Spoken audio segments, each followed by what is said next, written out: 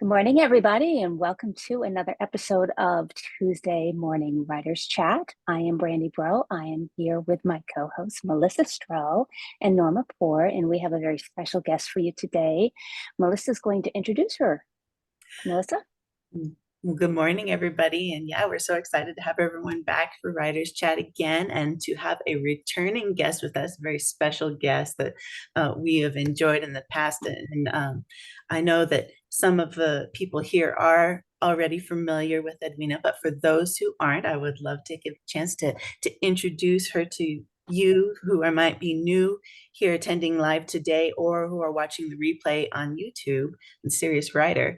So for those who may not be familiar with our special guest, Edwina Perkins is the co-director of Blue Ridge Mountains Christian Writers Conference. She is the acquisitions editor for Harambee Press, an imprint of Endgame Press. As an award-winning writer, experienced teacher, speaker, freelance editor, and sensitivity reader, she's been published in numerous publications, and one of her passions is to address the need for diversity in the publishing industry.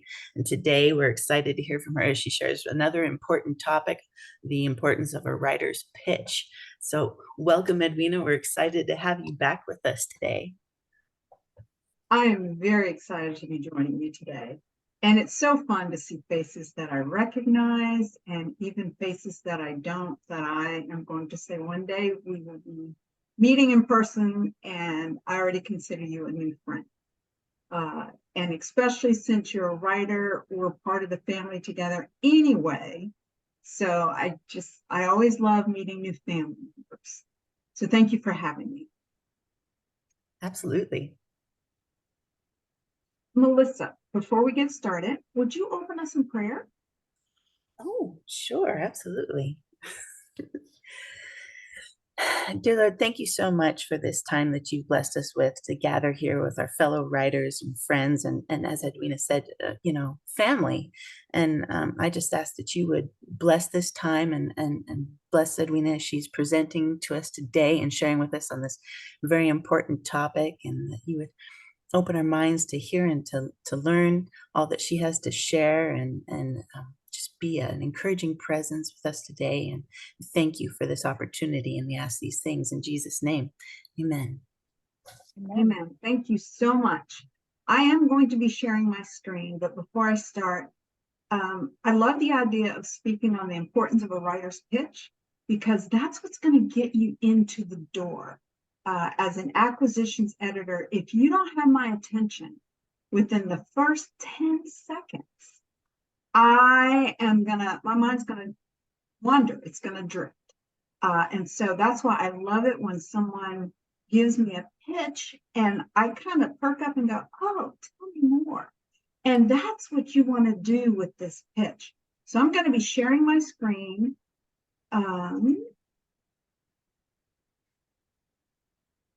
Okay, and let me get into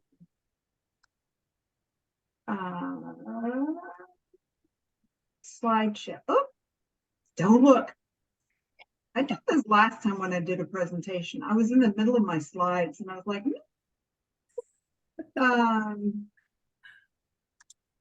yeah, so you're getting a sneak preview. Oh, the joys of technology. Oh my gosh, technology always gets me.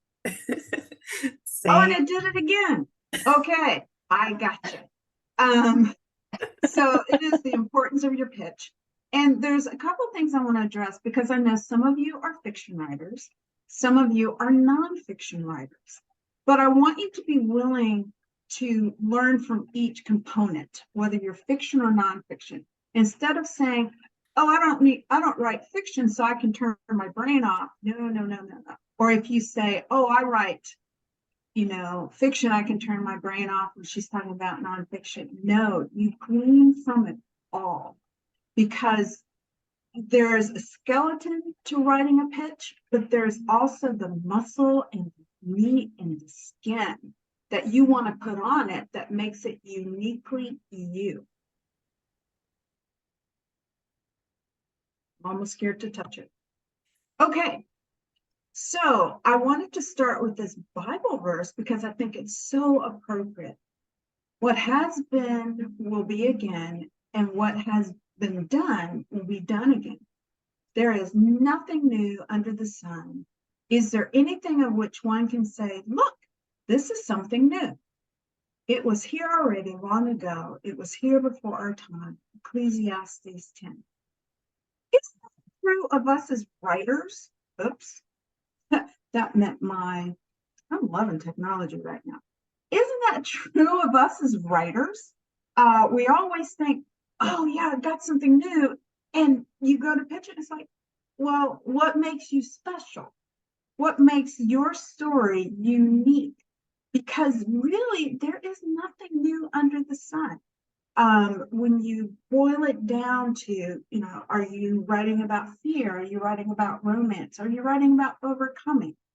The topic itself isn't unique or new, but coming from you, it makes it unique. And so I wanted to start with that because as writers, sometimes we think, oh, I got something new. Not really, but I have a new way to tell it. That's the attitude you need to have. So, what is an elevator pitch? Most of you that I know, you know what an elevator pitch is, but I'm just going to say it anyway. It's a simple way to explain to an editor and agent what your story is about. And it's the idea of getting into an elevator and you have until the next floor to grab the attention of whoever you're pitching to. I will share my ignorance. When I went to my very first writers conference and someone said elevator pitch, my first thought was, what does baseball and an elevator have to do with writing? Because no one had ever told me. And then when I learned what it was, I'm like, wait, you mean I have to tell my story in one or maybe two sentences?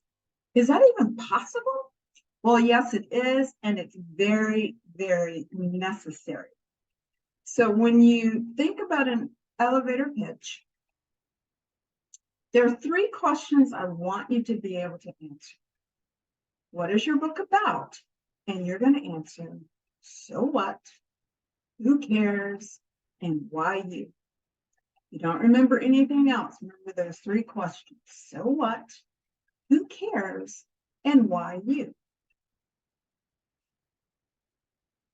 So here we go. When you, it's like not showing you need to be immediately interesting. And what makes your story unique? Provide all relative information. Is there a satisfying pairing or problem and solution? Know your audience. And I'm going to talk about know your audience of one, which I think is extremely important. Know why you should be the writer. And then open the door to further discussion. And that is really, really what you want.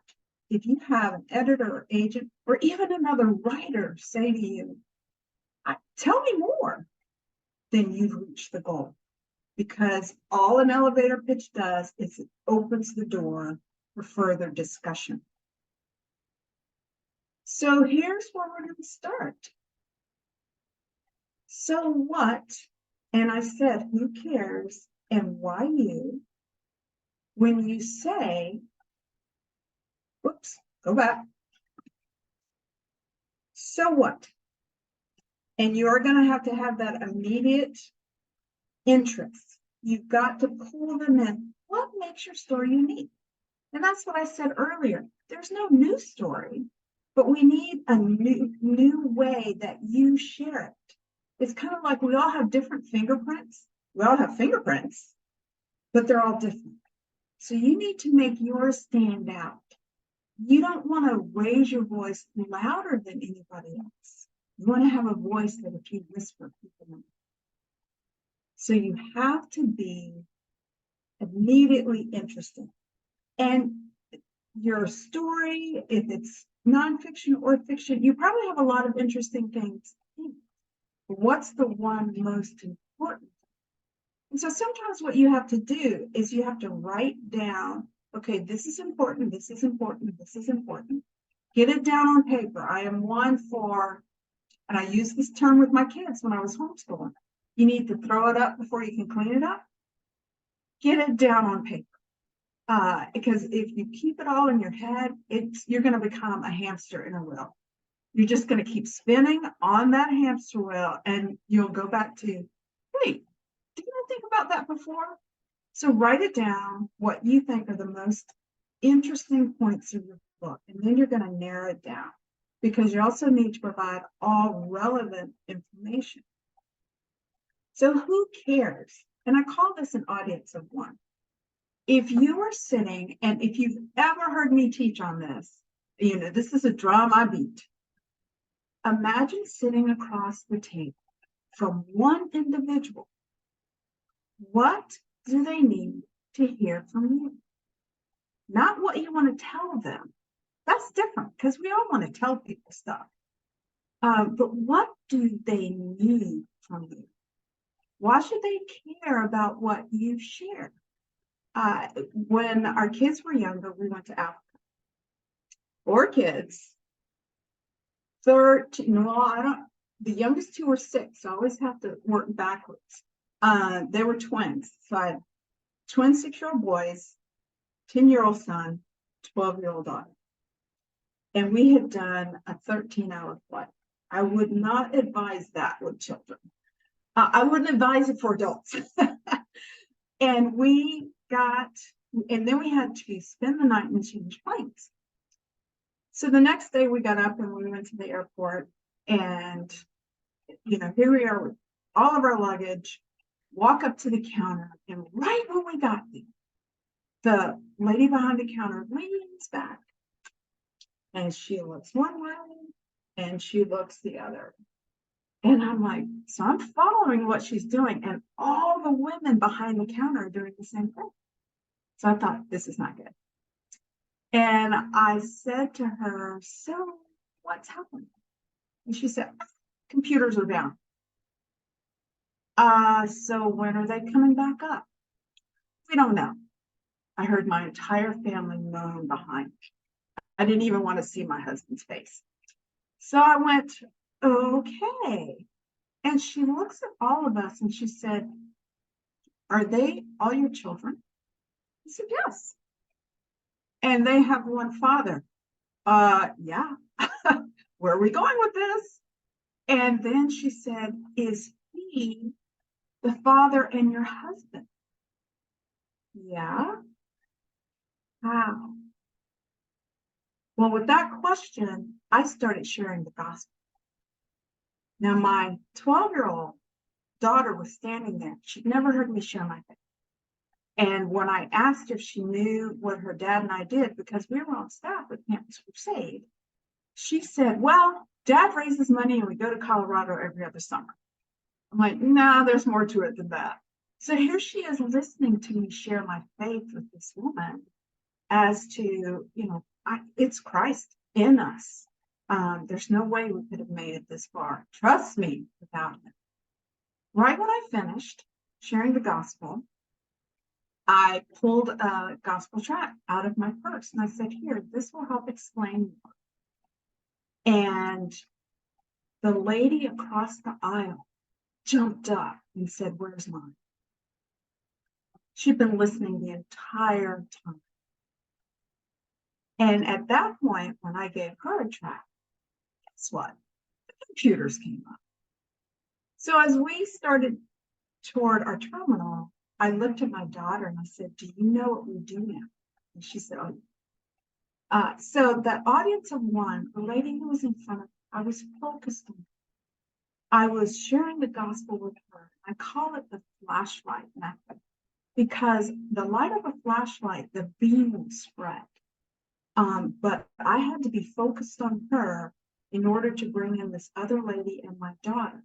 If I had bounced my attention all over the place, like I'm going to share with every woman behind the counter, then I would have put somebody in the dark who needed to be in the light.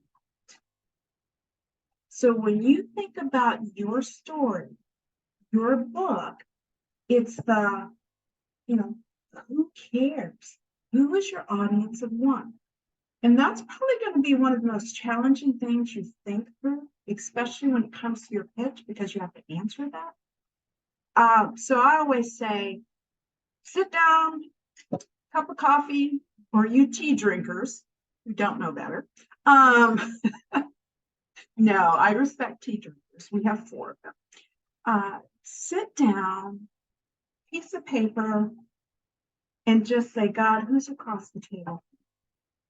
And you write down everything. And I'm like, you be specific. Don't just say, well, she's a woman between age 30 and 50. No, she's a 40-year-old woman who is tired.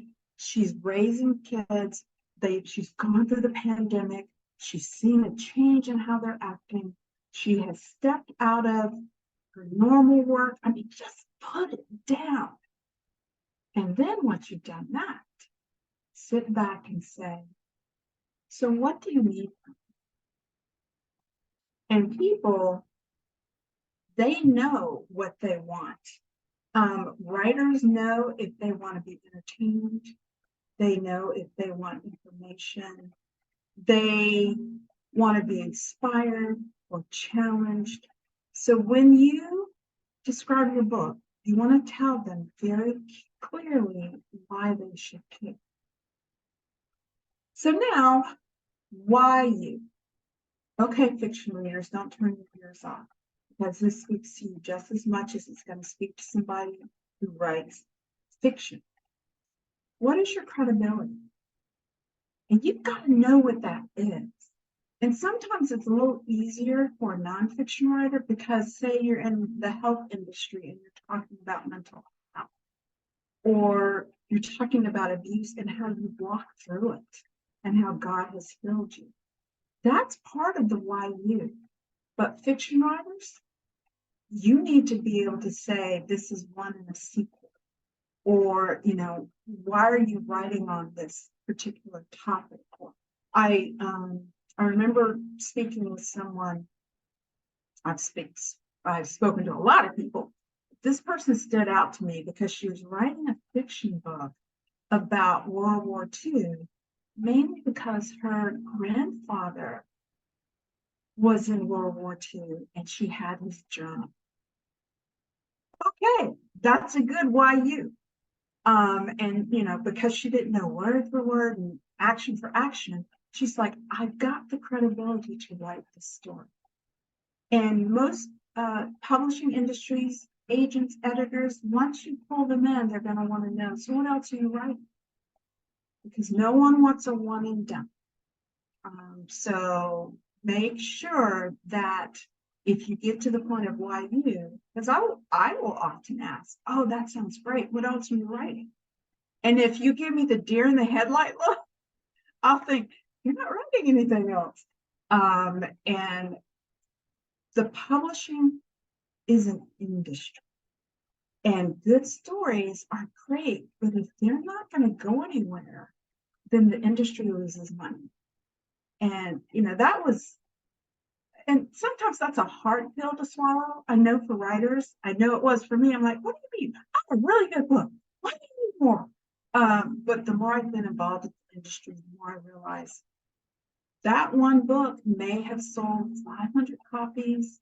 And if I look at everything that the industry invests in me, I want to be a good steward and make sure that I'm offering them the best of me so that they won't lose me. So there's your why you, fiction and nonfiction writers. It's very, very important.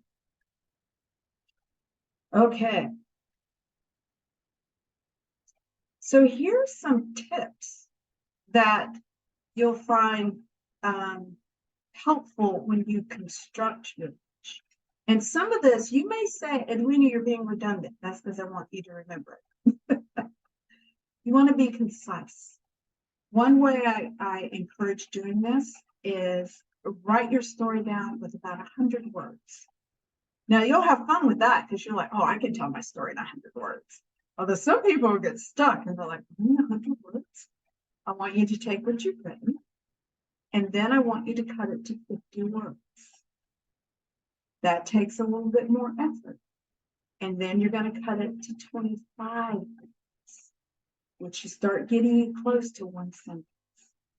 And then you're going to try to do it in 25 words or less in one sentence.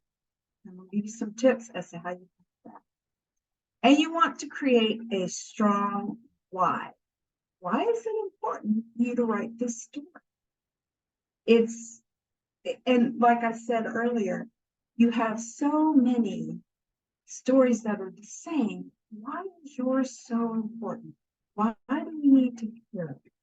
And in order to answer that, you need to know it. So when I gotta see where I am because I talk so much, I've lost my place in my notes. I love this, I'm passionate about it. You need to pose a satisfying pairing of problem and solution. That is the same, fiction and nonfiction writers, because your writer's going to want to know this is not a fairy tale. If you want to write fairy tales, that's fine, but it's nothing new. But there has to be a problem. There has to be a solution. If you have any kind of book that does not have a problem or a conflict, yeah, I'm just going to shake my head. Yeah, just put it down. Or write it for yourself, or write it for your grandchildren, or your students, but it has to have a problem and a solution. Look at the world we live in. There's no perfect life.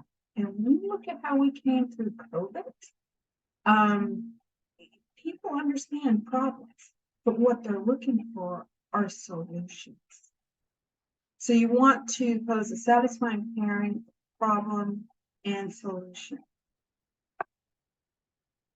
Okay, so within the solution part of the pitch, it should be clear how your story will creatively resolve primary conflicts.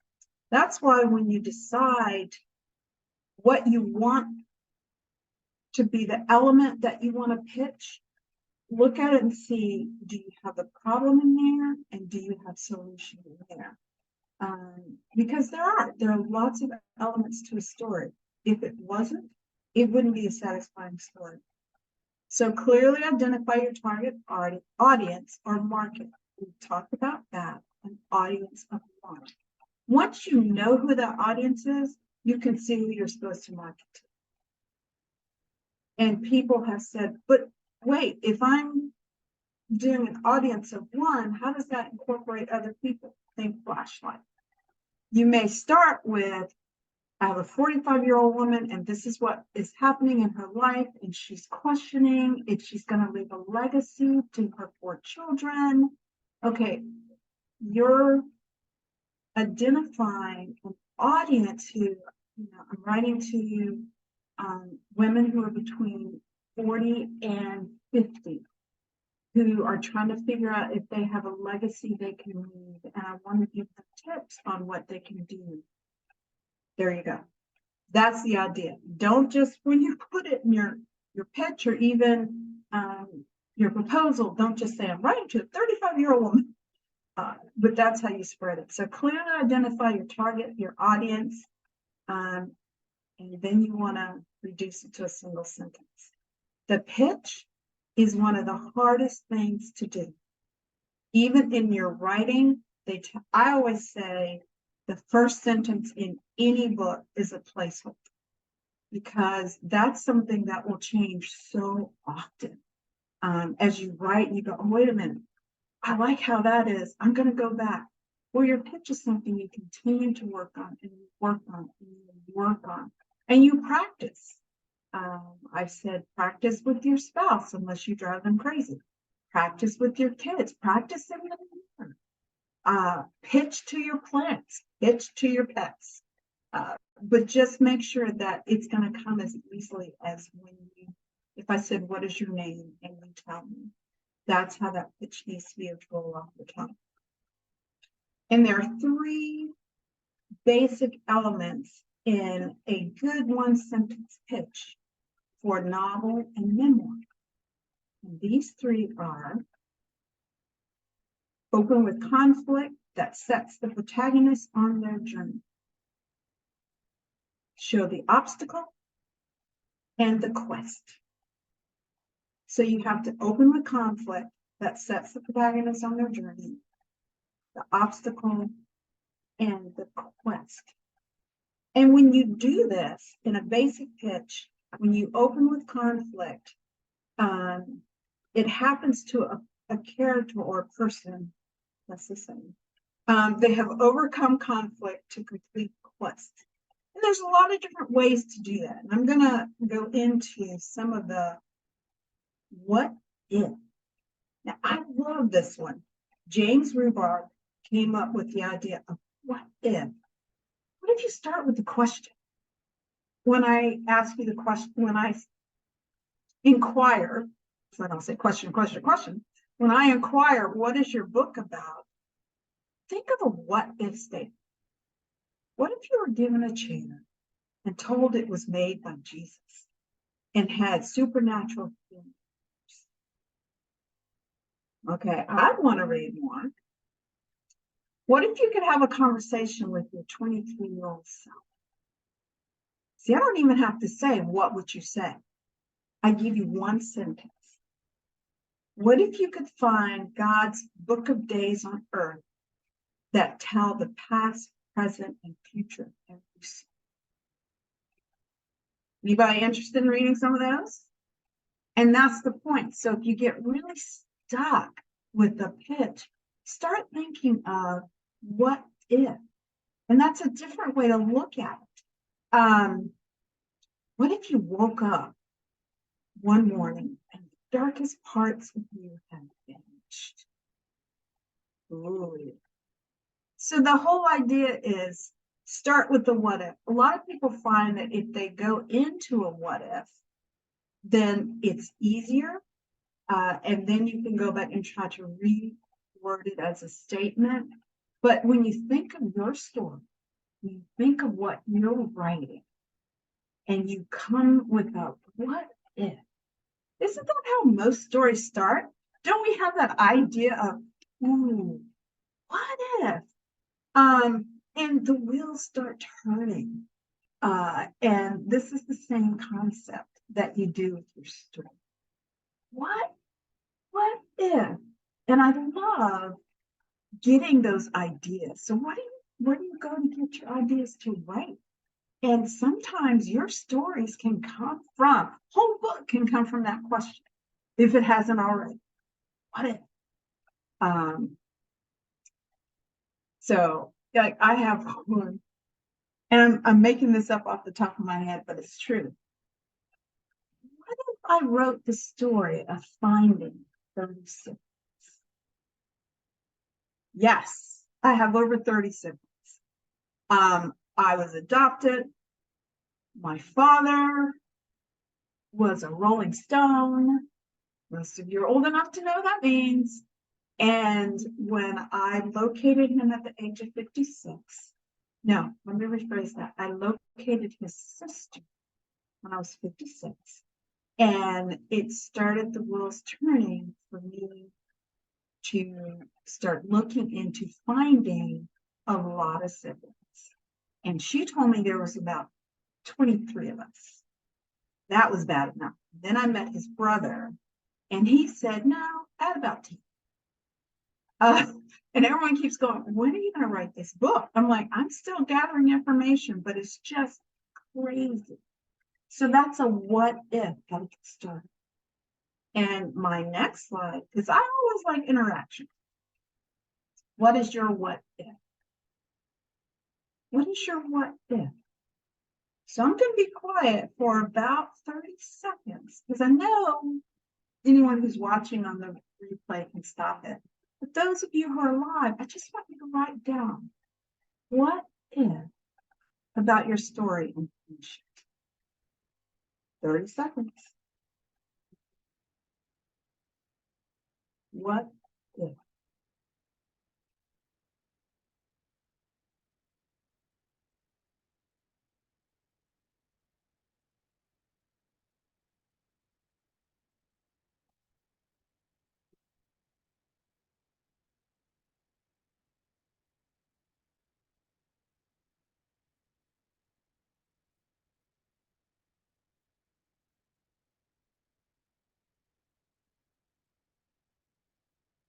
Okay. You at least should have written down what. And that's the whole idea is, and I encourage this, when those of you who are watching or live or on the replay, go back and just try to implement some of the things. Because I'm giving you tools for a toolbox. I'm not giving you the hammer to use to screw a nail or a screwdriver to hammer it. I'm putting things in your box, and you have to decide which one you're going to put out, and which one you're going to use, and what's the best tool. So in order to give you options in your toolbox, I'm giving you a lot of information. And so that's why I'm doing it the way I am. Okay, nonfiction writers, sit up straight. There are 3 things you must do. You must have a problem, a cause, and solution. Problem, cause, and solution. Doesn't that sound very similar to fiction writing? Why? Because it is. But the other thing with the nonfiction writer is you can explain why you. And you don't have to go into details. I have a PhD and this and that and the other, and I got my master's at this place. Just, as you could, and I'm talking off the top of my head again, as you share about issues in the mental health area, you can say, as a mental health therapist for the last 30 years, and that can go toward the end. So that's why you're showing the credibility. So let's see if this is on the next slide. Yes, so proud of myself. Here's the pitch. Courtship in Crisis explains why the marriage rate in America has plummeted and how you can avoid becoming part of that statistics by finding and marrying the love of your life. Without the title, you could have gone straight into the marriage rate in America has plummeted. And I'm going to offer ways you can avoid becoming part of that statistics by finding marrying the love of your life.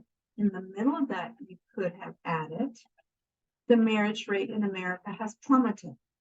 As a marriage counselor, I want to help you avoid becoming part of the statistics. So do you see how I put the credentials right in the middle? So you have to decide where you want to put it, but that gives the why you. Would I want to listen to a marriage counselor who's been doing counseling for 30 years? Probably. I would listen to them better than I would a marriage counselor who's been counseling for 3 months. So those are some of the things you need to realize when it comes to nonfiction. Now, the other thing I also like to do is show examples of pitches. Because as you look at them, you can actually evaluate, okay, could I have written this a little different? These aren't perfect pitches. But, a young woman searches for her father who has disappeared after Hurricane Maria. You could have stopped there. Or what if you were a young woman searching for your father and he had disappeared after Hurricane Maria? You see what I did? I took some out. I turned it into a what if. And oops, this one so reminds me of, I don't know how many of you have ever watched or read the book Writer on a Train. It's a little interesting, but nobody talks to strangers on a train. But what would happen if they did? If that's not setting you up for a mystery or thriller, I don't know what it is. And I was like, okay, I haven't read this one, but I might go back and find it. Another couple of examples. The Guilty Girl. And see, the advantage you have right now is whoops, did it again. You know the name of the book. But what I want you to do is go back and look at how you would consider wording it if you didn't have a title. And one of the reasons I'm encouraging you to do that is because it helps you practice working on a really good pitch. And you can see the elements that will help you in writing your pitch. So it's kind of like I'm giving you something where you don't have to start from scratch, but it makes you think. And like I said, these are great pitches. They got book deals, but what would you do different? This one I thought was funny. There are mom ways worse than you. Oh, there are moms way worse than you. And a humorous compilation of terrible moms in the animal kingdom will prove to you a human mother, as a human mother, how you're actually doing a great job. Wouldn't it be fun to try to rewrite that pitch without the title? I'm just like, okay, depending on how you write it, you almost don't have to tell me it's humorous, but telling me it's a humorous compilation lets me know there are other writers. So that's an important fact that you want to put in there. But I don't know about you, but growing up, raising kids, I thought, okay, this might have been really fun for me to read. I might get it for my son and daughter-in-law. Notice the last one. Coconut. Born in the 1960s England, privately fostered by a white family, little black girl finds herself transported to Nigeria with her birth family. Just thought there. I know when I know the protag, I see the issue, and as it goes on, and virtual strangers, and driven by an intense desire to return to England.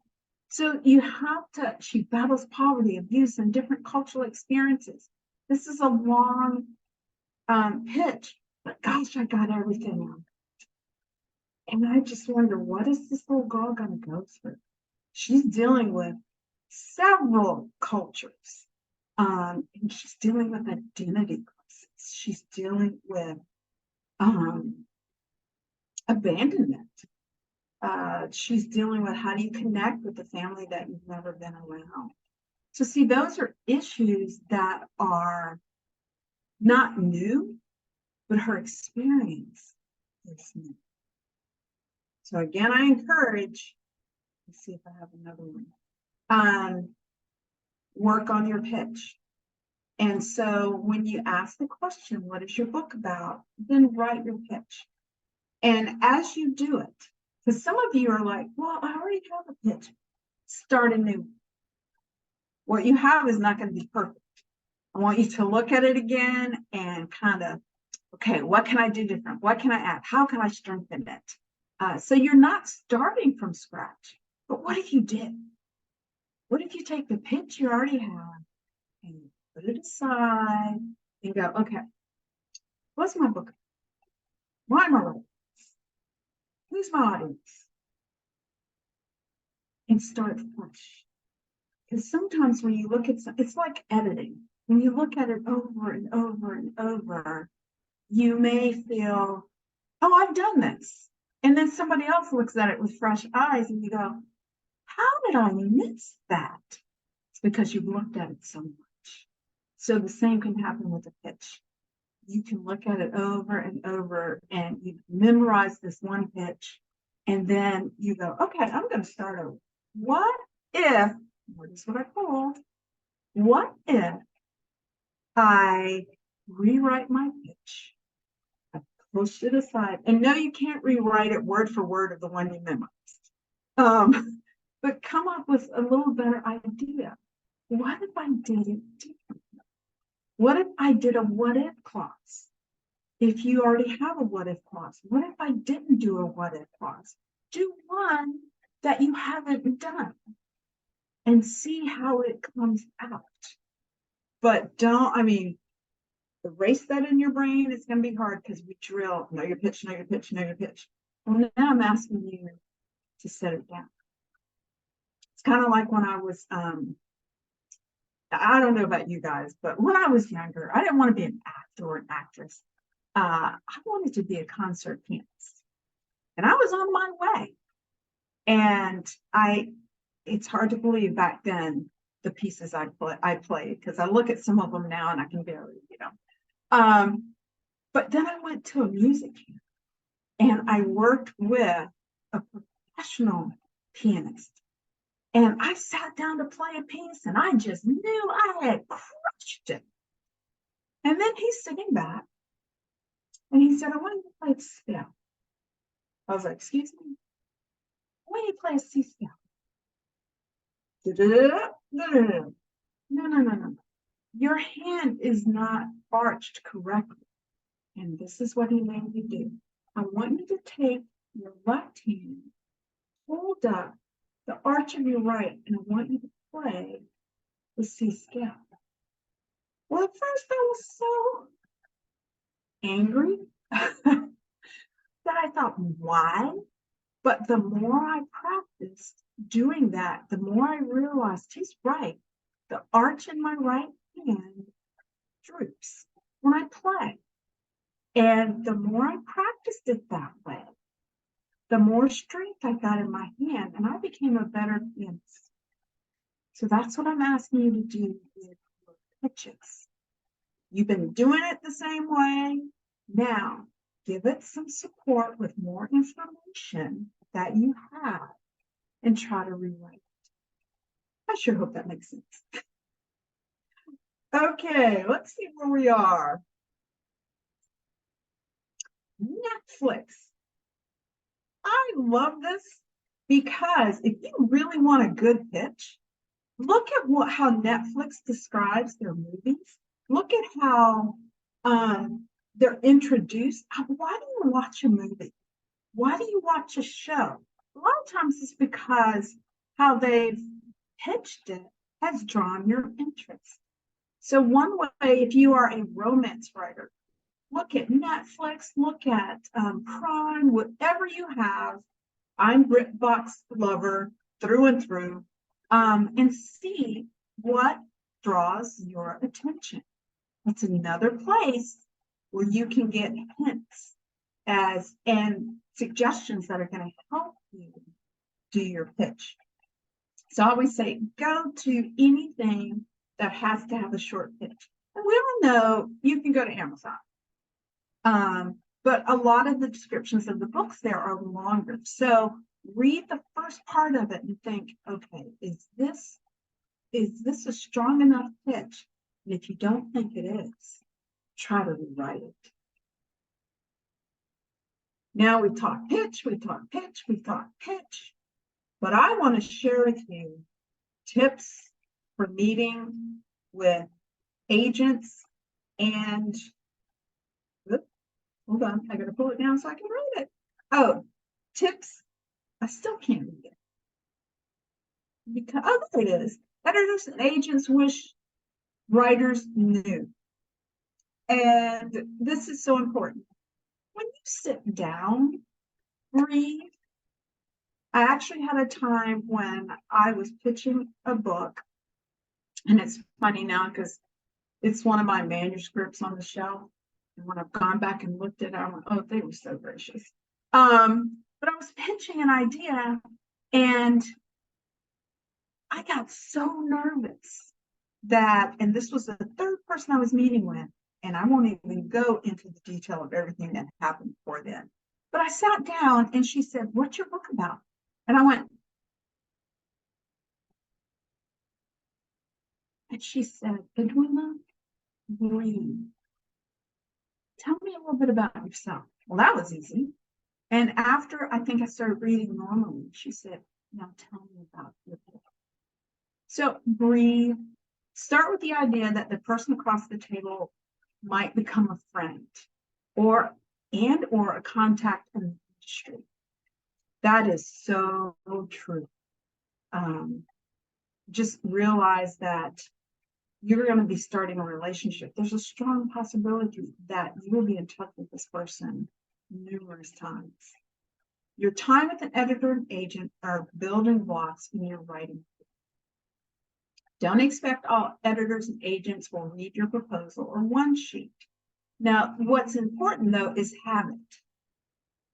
I often don't take it, or I'll say, email it to me, but I like having something to look at. And I like, this is personal, I like having it in my hands. I'd rather have that than you handing me an iPad. There's something about that paper. We know that as writers, there's something about that paper. So, but don't, it may not go home with the person you're meeting, but have it. And your times with an editor or agent are building blocks in your writing. Come prepared. And when I say come prepared, I just wrote on my thing. What are you doing? Oh, I don't want you.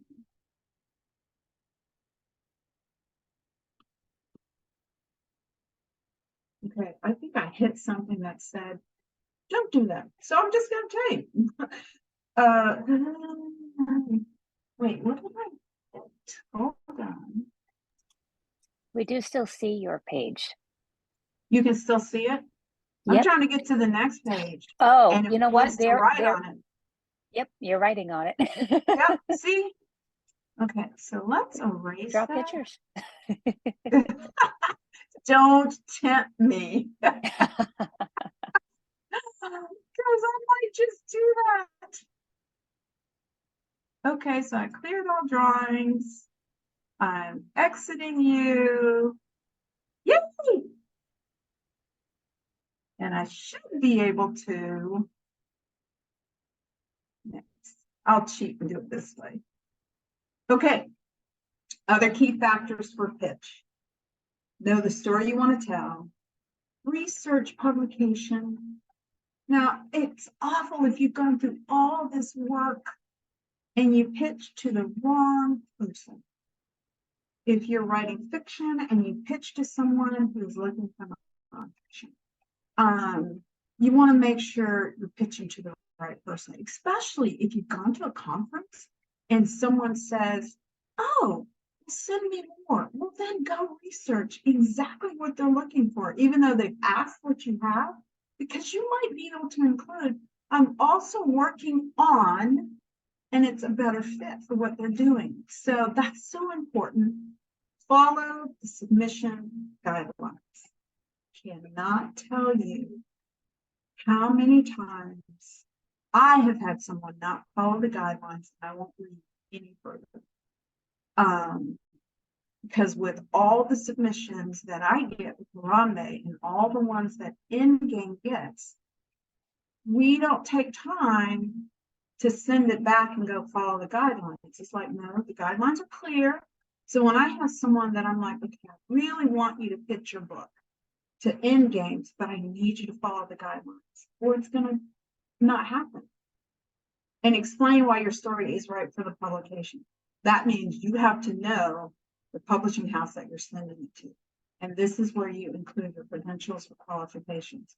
Notice I'm now getting to a one sheet and I'm getting into a proposal. So you need to keep these things in mind. And last but not least, when your book is published because you have just a phenomenal pitch and you move forward, we're all going to celebrate this. So thank you for giving me an opportunity. And are there any questions? Because I started. Yes, Norma, I love hate technology too. I'm just doing a quick. We've had some conversation in the chat. Yes. Really enjoying your presentation. I didn't see any questions. Did you, Norma or Melissa? I'm scrolling through, but I'm seeing a lot of the same thing. Lots of great comments about all of the topic, but yeah, I haven't come across a question just yet. Yes, very thorough presentation. Yes, Edwina, you left your explanations of everything were just so well done, and the illustrations to go with it. Yes. I love where you gave us just a few moments to think about our what if, and maybe in the after party it would be fun to hear what some people came up with. Oh, I think that would be great. Because this is a workshop I have fun doing at Florida. And I've given you in 1 hour what I do for 3. It's a hands-on workshop. They get to practice with each other. They get to give input. I give them an opportunity to look at some of the pitches. I'm like, how would you rewrite this person's pitch? That's why it's important for you to be able to rewrite your own pitch. But yeah, when you tell, I like this topic. And mainly because I know this isn't getting you in the front door. It's you've got your hand on the door and you want it to open. And this is what's going to open it to get you through it. You cannot walk through a closed door. So the first thing, some people say, no, this gets you through the door. It opens. And then you see how God's going to take you into it. And that's why every writer works so hard at what you're producing. And every Christian writer I know will say, God gave me the words. But if he gave you the words, how are you going to get them out? And one is learning the ways of how to polish your work, how to get that door open. And the first thing you have to do is get your hand on the door handle in order to turn it. And the pitch allows you to turn it to open it. That's an excellent way to end this session. Thank you so much. If we have any other questions, we can have them in the after party. I hope you'll be able to stay around a little bit for that, Edwina. And we invite everybody that is watching the replay to come join us live some Tuesday. We're here most Tuesdays, 11 a.m. Eastern, 10 Central, the rest going that way.